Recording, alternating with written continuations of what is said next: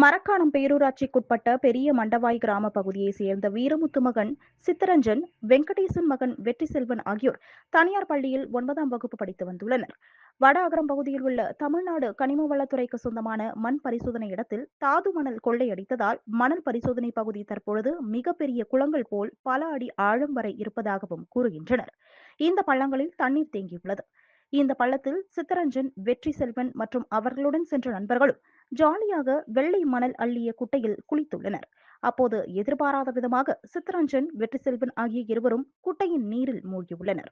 மரக்காணம் தீயணைப்பு நிலைய வீரர்கள் சம்பவ இடத்திற்கு சென்று வெள்ளை மணல் அள்ளிய குட்டையில் மூழ்கிய மாணவர்களை சில மணி நேரம் தேடி சேற்றில் மூழ்கியிருந்த நிலையில் மீட்டு கரைக்கு எடுத்து வந்துள்ளனர். 2 மாணவர்களையும் மரக்காணத்தில் உள்ள அரசு பொது மருத்துவமனைக்கு சிகிச்சைக்காக எடுத்து சென்றுள்ளனர். அங்கு மாணவர்களை பரிசோதித்த மருத்துவர்கள் அவர்கள் இறந்துவிட்டதாக கூறியுள்ளனர்.